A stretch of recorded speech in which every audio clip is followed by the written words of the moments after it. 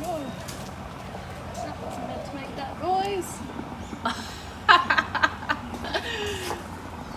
I snapped my busk. Oops. So it's been a long time since I uploaded my Zelda design video, and in that video I said that I would likely spend a long time on this project.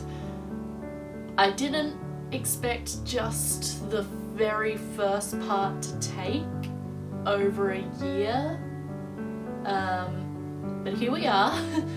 But it's done, and I am so very proud that I pushed through and finished it.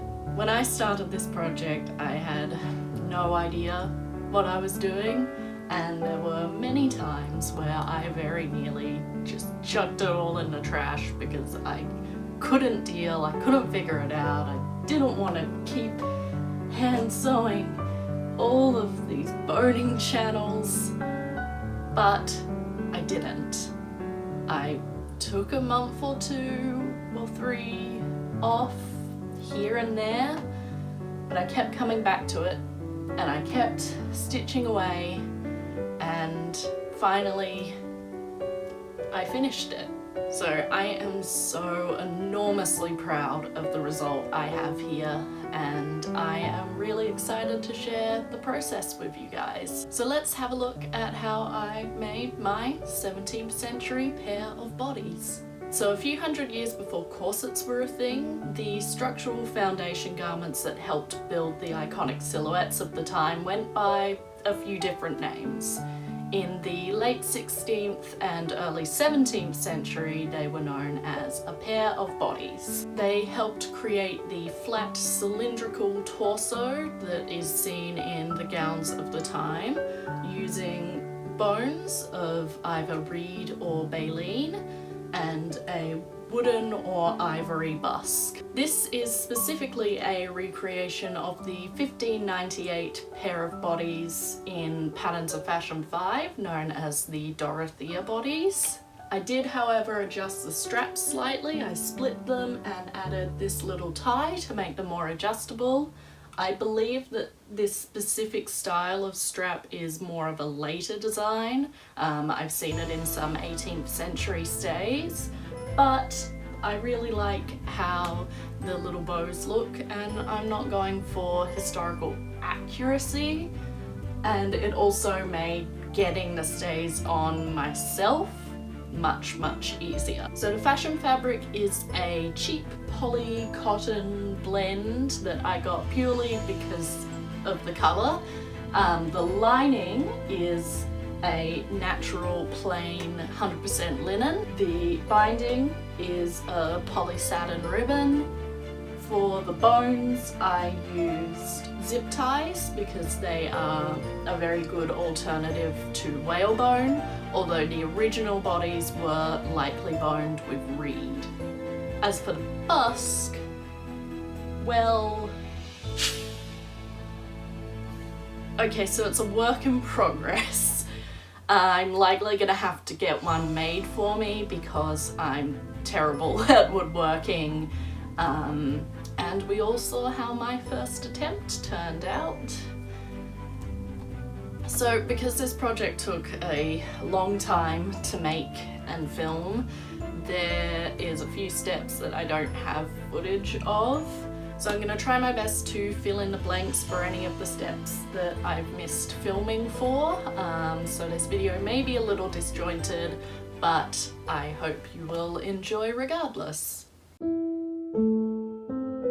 So the first steps were scaling up the pattern out of the book and making several mock-ups until I was happy with the fit.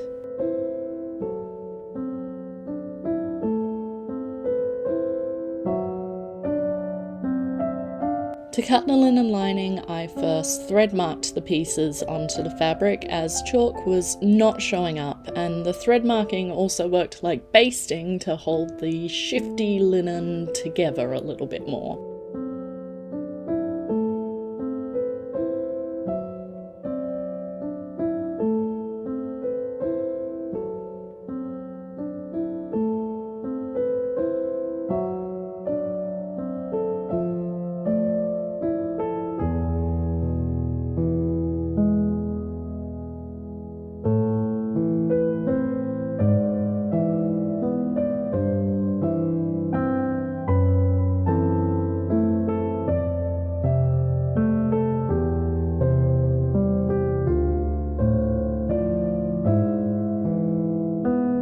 Once cut, the fashion fabric and lining layers were pinned together, wrong sides together, and then treated as a single piece.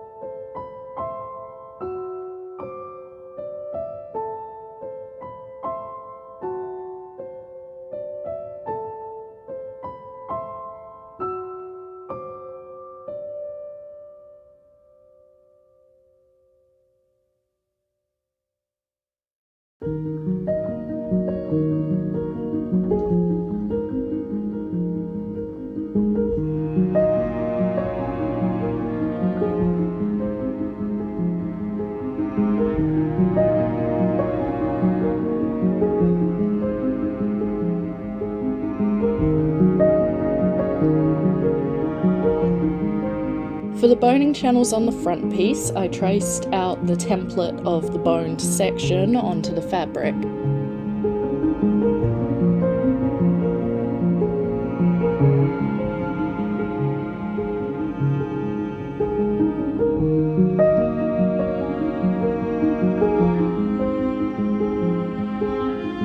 I also thread marked the top as it wouldn't be stitched closed for a while, and I didn't want the chalk to rub off as I was handling it.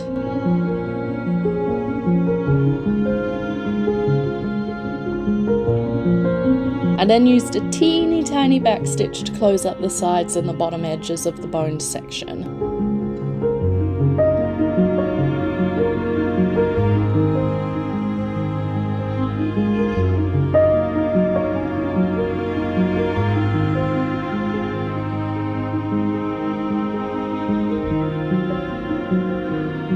Then began the extremely slow process of marking out the 1/4 inch boning channels.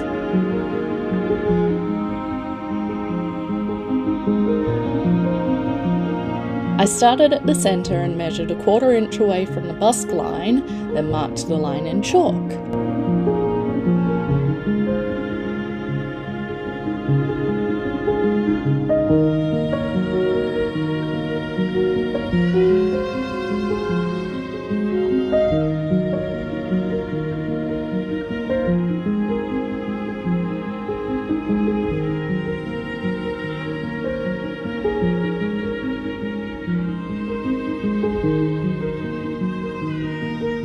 I did this a few times before realising that this was the least efficient way to do this, and I needed a different approach for marking the dozens of channels if I wanted to finish this within the next 5 years. Rather than come up with a solution, I put it aside and worked on the back panels instead.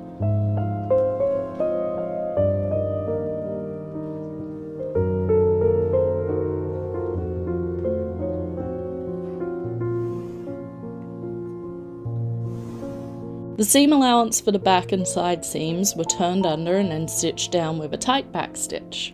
Teeny tiny back stitches is definitely the theme of this project.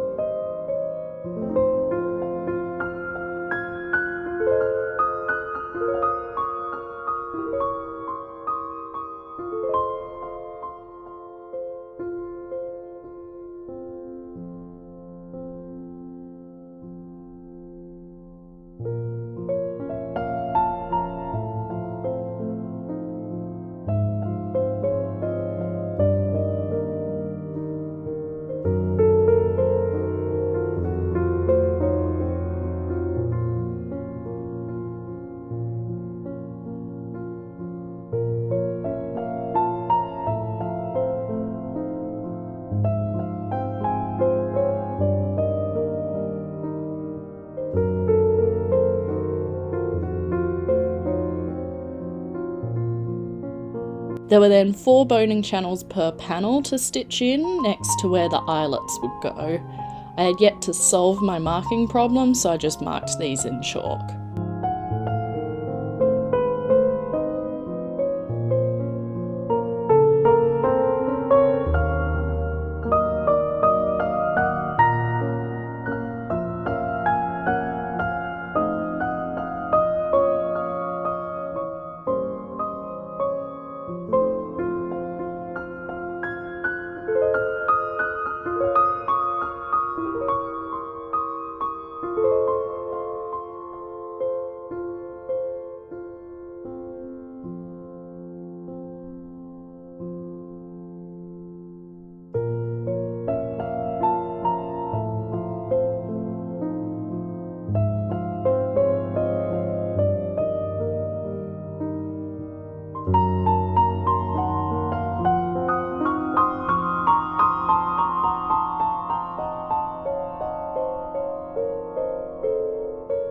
With this done, it was time to suck it up and figure out how to do the main lot of channels.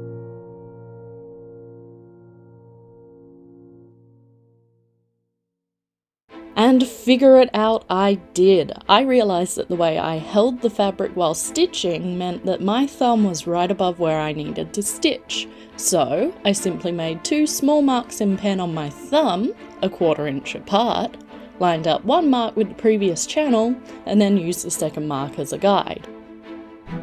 And with that solved, it's time to cue the montage of stitching all of these gosh darn boning channels.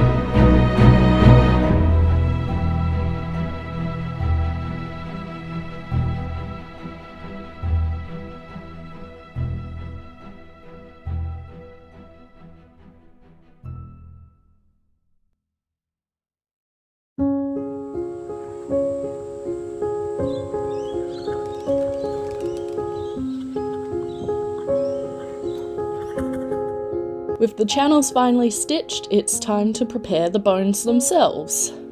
As I said in the intro, I used zip ties, which I cut down to size and then filed the edges so that they wouldn't poke through the fabric. Also, apparently the only metal file I own is on my multi-tool, and whoever made said multi-tool decided that the best place for the file was on the edge of the saw blade, which just seems kind of dangerous to me, but I did manage not to cut myself at any point, which is a win.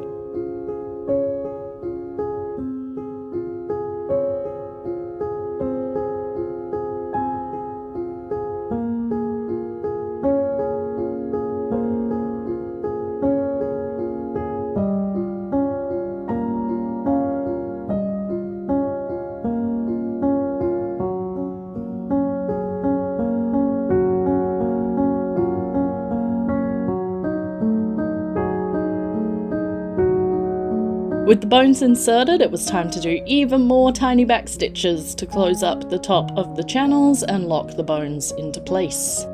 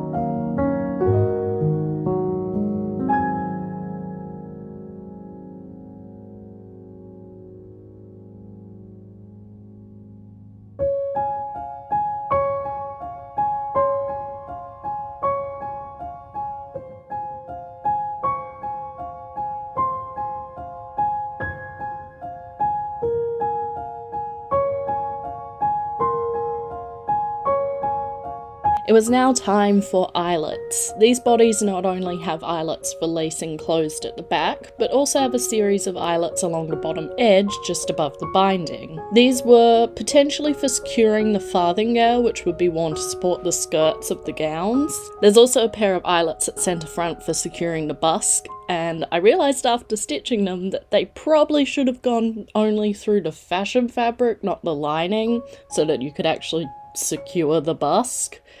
Oh well.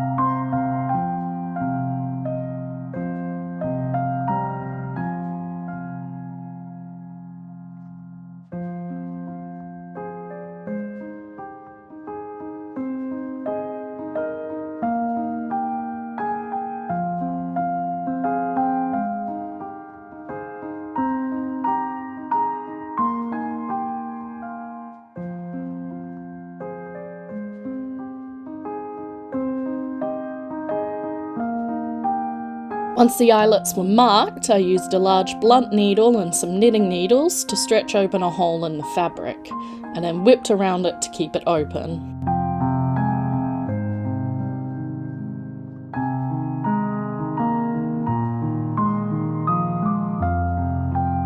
I used a contrasting white thread to match the binding.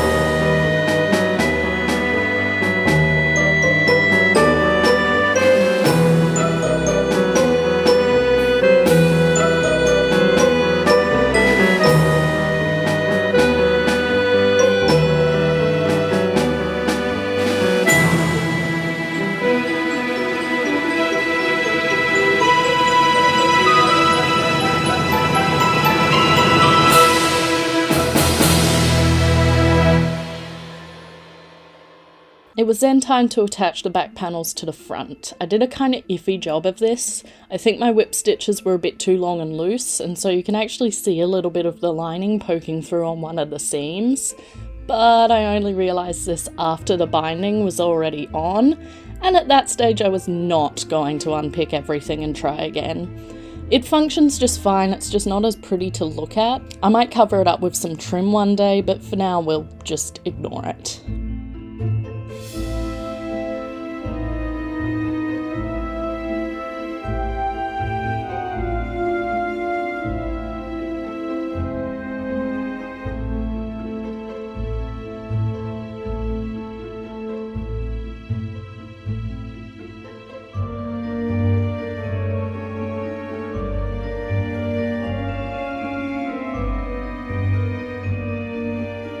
So for the straps, they are a separate piece that is attached at the back and then ties at the front.